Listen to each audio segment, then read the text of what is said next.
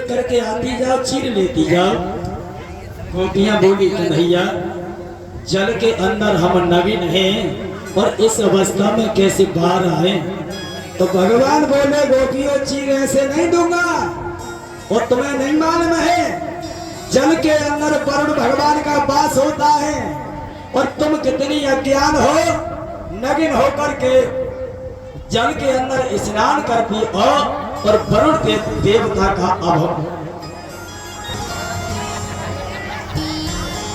एक माला श्रीमान अवधेश शास्त्री जी गांव निगो अवागढ़ निवासी ये माल्या अर्पण कर सम्मानित किया है। भगवान गोविंद सदा सुखी बना रखे और घर में सुख शांति बनी रहे, धर्म क्षेत्र में ऐसे ही हाथ आगे बढ़ते रहे। भगवान बोले, गोपियों तुम वरुण भगवान का अपमान करती हो, तुम्हें एक वचन देना होगा कि आज के बाद नग्न होकर के जल के अंदर स्नान नहीं करोगी। गोपियां कहने लगी, श्याम आज के बाद हम वचन देती हैं कि हम नग्न होकर के कभी जल के अंदर। हे मां कात्यायनी, अगर हमारे पति बने तो एकमात्र भगवान कृष्ण पति बने। ब्रज की जितनी गोपियां हैं भगवान कन्हैया को आत्मा से प्रेम करती हैं और प्रेम संसार में दो प्रकार का होता है भक्तों। प्रेम संसार में दो प्रकार का होता है, ध्यान देना। एक प्रेम तो होता है अग्नि के समान ज्वलंत और एक प्रेम होता है बर्फ के समान शीतल। जो प्रेम अग्नि के समान ज्वलंत प्रेम है, ये प्रेम उठता है मन के केंद्र से।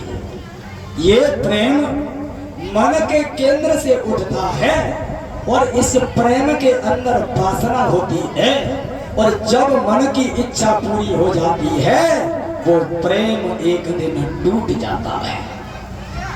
और भक्त माताओं, जो प्रेम बर्फ के समान शीतल है उस प्रेम के अंदर वासना नहीं होती और वो प्रेम उठता कहते हैं, वो प्रेम उठता है आत्मा के केंद्र से। जो प्रेम आत्मा के केंद्र से उठता है वो अलौकिक प्रेम होता है और उस प्रेम का कभी नाश नहीं होता। तो ब्रज की गोपियां भगवान को मन से नहीं आत्मा से प्रेम करती हैं। सुखदेव जी कहते हैं कि हे राजन परीक्षित, और गोपियां कहती हैं प्रभु हमारी मनोकामना को पूरा करो। तो भगवान कहते हैं गोपियों थोड़ा धैर्य धारण करो, समय आने दो, मैं तुम्हारे साथ में रास नहीं आगे चल कर के महारास लीला करूंगा। सुखदेव जी कहते हैं कि हे राजन परीक्षित, अब एक दिन भगवान कन्हैया ने क्या देखा कि वृंदावन में घर घर में कन्हैया खड़क रही हैं, घर घर में